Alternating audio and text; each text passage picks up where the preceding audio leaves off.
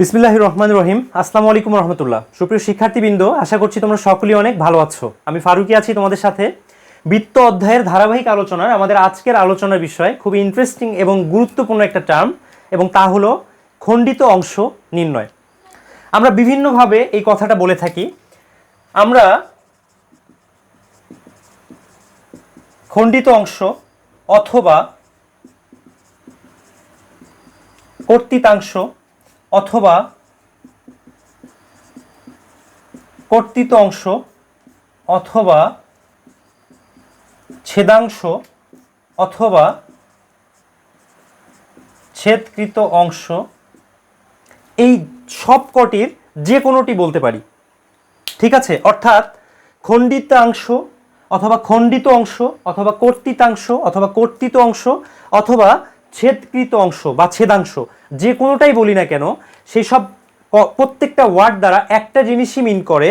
আর সেই জিনিসটা হচ্ছে যে একটা বৃত্ত এরকম আছে, সে যে আকৃতিরই থাকুক না কেন, সে X minus H whole square plus Y minus K whole square is equal to R square আকৃতিতে থাকুক, অথবা X square plus Y square plus 2gx plus 2fy plus C is equal to 0 এই আকৃতিতে থাকুক, সেই বৃত্তটা এক্স অক্ষকে কতটুকু অংশ ছেদ করছে সেই মানটা, অথবা এই বৃত্তটা ওয়াই অক্ষকে কতটুকু অংশ ছেদ করছে সেই অংশটা, এই পরিমাণটা আমাদের কাছে জানতে চায় প্রশ্নে। ঠিক আছে, তাই যে কোনোটাই থাকুক না কেন আমাদের কাছে জানতে চায় যে এক্স অক্ষ থেকে ওই বৃত্তটা কতটুকু অংশ ছেদ করে এবং ওয়াই অক্ষ থেকে ওই বৃত্তটা কতটুকু অংশ ছেদ করে। আমরা এই প্রমিত যে আকৃতিটা আছে সেই আকৃতির জন্য ছেদাংশটা দেখব, তারপরে দেখব এই যে এই আকৃতিটা এইচ কে বিশিষ্ট যে আকৃতিটা আছে সেটার জন্য খণ্ডিত অংশ কত। তো চলো আমরা শুরু করি।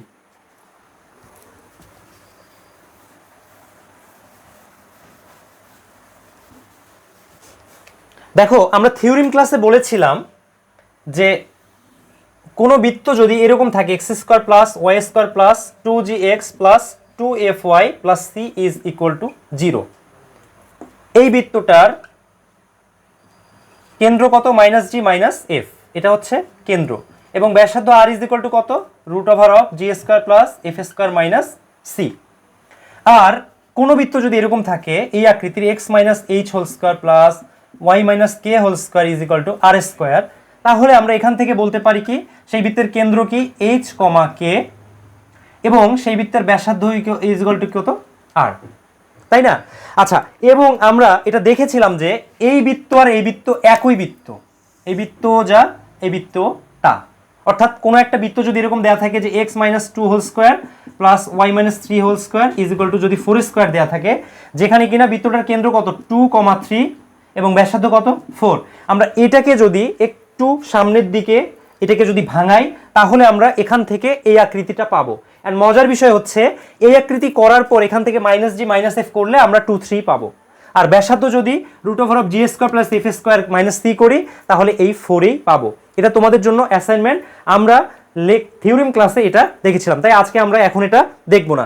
আমরা এই আকৃতির জন্য খণ্ডিতাংশ নির্ণয় করব এবং এই আকৃতির জন্য খণ্ডিতাংশ নির্ণয় করব। তো চলো,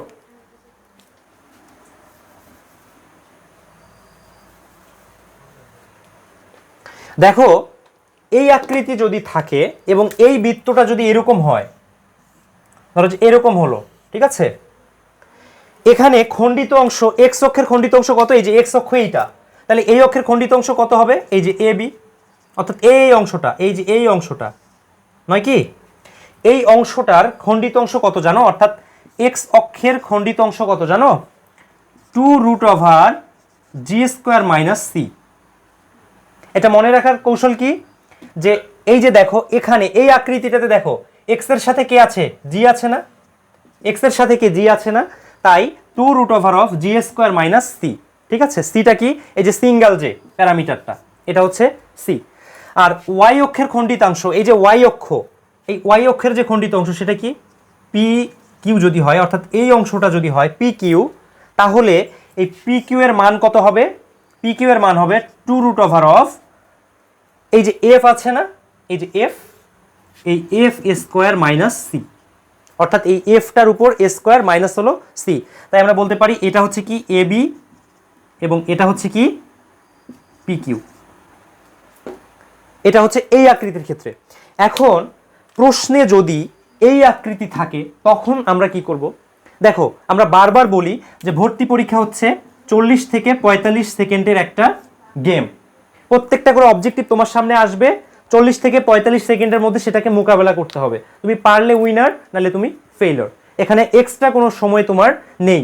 তাই কোনো বৃত্ত যদি এই আকৃতি থাকে অথবা এই আকৃতি থাকে, সেটাকে তুমি ভেঙে এই আকৃতি করে তারপর এটা করবে, এটা কি আদৌ পসিবল?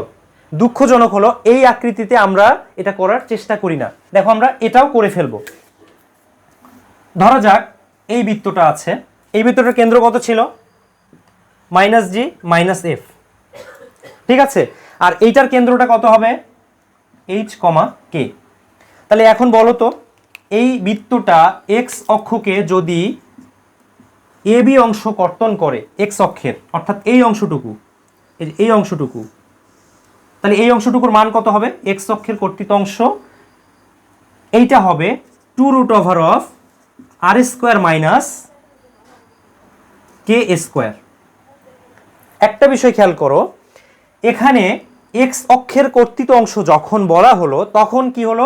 r² থেকে k² মাইনাস হলো। কে কার সাথে আছে? কে আছে y এর সাথে, ঠিক আছে। এই বিষয়টা কিন্তু খেয়াল করতে হবে। এখানে আমাদের কি x অক্ষের কর্তৃত অংশ যখন ছিল তখন g² 2√g² - c, যেটা কার সাথে ছিল? x এর সাথে। এটা হলো মনে রাখার ট্রিক।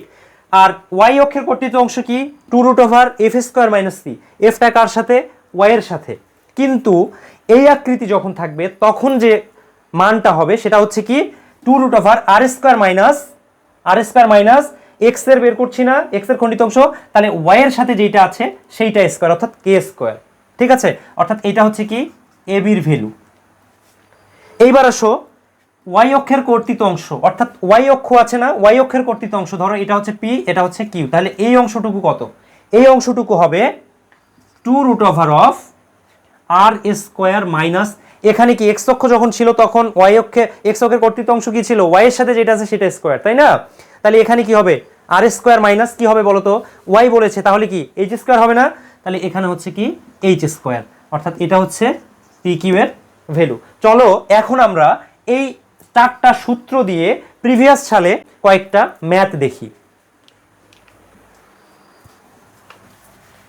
দেখো এই প্রশ্নটা এক্সাম্পল 1, সেটা কি? এখানে বলা হয়েছে মূলবিন্দুগামী একটি বৃত্ত ধনাত্মক x অক্ষ হতে 4 একক, x অক্ষ হতে 4 একক এবং ধনাত্মক y অক্ষ হতে 2 একক, y অক্ষ হতে 2 একক অংশ কর্তন করে। এখন বলেছে বৃত্তের সমীকরণ কত? তাহলে এখানে আমাদের টার্ম কি কি? একটা হচ্ছে ফার্স্ট মূলবিন্দুগামী, বৃত্তটা মূলবিন্দুগামী। আচ্ছা বলো তো, মূলবিন্দুগামী হলে কি হয়? c = 0 এবং x অক্ষ হতে 4 একক অংশ, x অক্ষ হতে 4 একক মানে কি? x অক্ষের কর্তৃত অংশ হচ্ছে 4 এবং y অক্ষ হতে 2 একক অংশ কর্তন করে। y অক্ষের কি কর্তৃত অংশ? = 2। এখন আমাদের বৃত্তের সমীকরণটা নির্ণয় করতে হবে। এই কোশ্চিনটা ঢাকা ইউনিভার্সিটি 17-18 সেশনে এসেছিল, যেটা ডোমেইন ম্যাথ বইয়ে খুব সুন্দরভাবে দেয়া আছে। দেখো এটার সমাধানটা আমরা এখন করতে চাই। সলিউশন কি? খুবই সিম্পল একটা ম্যাথ। দেখা মাত্রই তোমার মাথায় কি 3টা ইনফরমেশন। একটা হচ্ছে c = 0, ফার্স্ট হচ্ছে c = 0। সেকেন্ড হচ্ছে কি? x অক্ষের কর্তৃত অংশ 4, তার মানে কি 2√g² - c = 4। অতএব এখান থেকে দেখো তো g এর মান কত? g এর মান হচ্ছে 2, ঠিক আছে। আচ্ছা এরপরে বলেছে y অক্ষ হতে 2 একক অংশ কর্তন করে, তাহলে কি 2√f² - c = কত? 2। তাহলে f এর মান কত হবে? অতএব f এর মান কত? 1। এখান থেকে f এর মান কত হয়? 1, কারণ c তো এখানে 0, তাই না? c যেহেতু 0, তাই এখানে আমি যদি c এর মান বসাই দেই তাহলে কত পাই? এখানে g এর মান পাই 2, f এর মান পাই কত? 1। এখন বলো তো বৃত্তের সমীকরণটা বের করা যাবে কিনা? তাহলে g এর মান যদি 2 হয়, f এর মান যদি 1 হয়, তাহলে কেন্দ্র কত হবে ভাইয়ারা? কেন্দ্র হবে কত? কেন্দ্র হবে কত? -g - f। তাহলে কেন্দ্রের মান কত হবে? -2 - 1। এখন -2 -1 কেন্দ্র বিশিষ্ট বৃত্তের সমীকরণ কি লিখতে হবে? আচ্ছা, তাহলে আমরা এটা লিখে ফেলি যে x² plus y² plus 2 into gx, 2 into gx মানে কত? g এর মান কত? g এর মান হচ্ছে 2, তার মানে 2 into 2x plus 2 into fy, f এর মান কত? 1 ইন্টু y প্লাস c এর মান কত? c এর মান হচ্ছে 0 ইজ ইকুয়াল টু 0। আমার চেয়েছে কি বৃত্তের সমীকরণ, আমার কিন্তু কেন্দ্র চাইনি, ঠিক আছে? তাহলে আমরা এখান থেকে এখন কি করতে পারি? এটাকে লিখতে পারি যে x² plus y² plus 4x plus 2y is equal to 0। এটাই হচ্ছে আমার নির্ণেয় বৃত্তের সমীকরণ। এখন কথা হলো, যদি কেন্দ্রটা আমি নির্ণয় নাও করি, আমার এইখানে সমীকরণ নির্ণয় করতে কিন্তু কেন্দ্রের কোনো প্রয়োজন হচ্ছে না। এখন আমি GF থেকে ওই নর্মাল যে আমাদের আকৃতিটা ছিল, এই যে x minus H whole square plus Y minus K whole square is equal to যদি আর স্কোয়ার করতে চাই, তাহলে এখান থেকে কি করতে হতো? আর এর মানটা বের করতে হতো। আর এর মান কিভাবে বের করতাম? এই যে আর এর মান আর ইজ ইকুয়াল টু কত হতো? 2² প্লাস 1² মাইনাস কত? 0, রুট ওভার অফ, কারণ কি আর এর মান root over of g² plus f² minus c। So এইভাবে করে এখানে হচ্ছে এইচ এর মানটা বসাই দিতাম। কেন্দ্রের মান কত ছিল? -2। এই যে জি এর মান কত? 2, তার মানে কি মাইনাস জি হলো কেন্দ্র, -2 জি এর মান কত ছিল? এইচ, আর মাইনাস এফ এর মানটা ছিল কে। সো তখন আমরা ওভাবে করতাম। আশা করছি তোমরা এটা বুঝতে পেরেছো।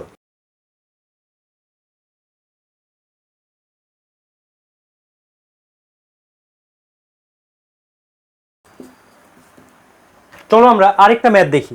এক্সাম্পল 2, এখানে বলা হয়েছে যে x minus 3 whole square plus Y minus 4 whole square is equal to 25। বৃত্তের x ও y অক্ষের কর্তৃত অংশ কত? অর্থাৎ এই বৃত্তটা আমার কি আকৃতির? x minus H whole square plus Y minus K whole square is equal to R square, এই আকৃতির।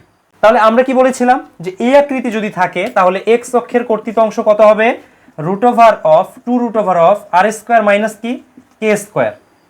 আর স্কোয়ার মাইনাস কে স্কোয়ার হচ্ছে কি এক্স অক্ষের কর্তৃত অংশ, আর ওয়াই অক্ষের কর্তৃত অংশ হচ্ছে 2 root over of R square minus H whole square. তাহলে এখন এখান থেকে জাস্ট মানটা বসালেই আমরা পেয়ে যাচ্ছি। মানটা কিভাবে বসাবো? দেখো, এক্স অক্ষের কর্তৃত অংশ কি 2 রুট ওভার অফ আর স্কোয়ারের মান কত? 25, তাই না? তাহলে কি 5 square minus K whole square. বলো তো এখানে এইচ কে আর কে কে? দেখো এক্স এর সাথে কি কে এর সম্পর্ক, আর ওয়াই এর সাথে কি এইচ এর সম্পর্ক। তাহলে কে এর মানটা কত হচ্ছে? 4, তার মানে হচ্ছে 4 স্কোয়ার। আর ওয়াই অক্ষের কর্তৃত অংশ কত হবে? 2 root over of 5 square minus H whole square. H এর মানটা কত? এইচ এর মানটা হচ্ছে 3, তাহলে 3 স্কোয়ার। তাহলে এখান থেকে আমি কত পাই? 2 root over of 9 is equal to 2 into 3 is equal to 6। আর এখান থেকে আমি কত পাই? এখান থেকে আমি পাই হচ্ছে 2 রুট ওভার অফ 16, তার মানে 2 ইন্টু 4 ইজ ইকুয়াল টু 8।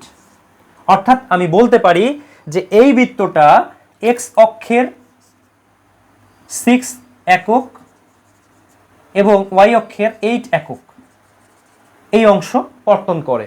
দেখো, এই খণ্ডিতাংশ বা কর্তৃতাংশ বা ছেদাংশের এই ম্যাথগুলো খুবই ইজি। জাস্ট তোমাদেরকে এই সূত্র চারটা পারতে হবে, একদম সিম্পল। জাস্ট সূত্রটা মনে রাখতে হবে, কন্ডিশন দেখলেই তুমি ইনশাল্লাহ পেরে যাবে। শুভকামনা তোমাদের প্রতি। আসসালামু আলাইকুম রহমতুল্লাহ।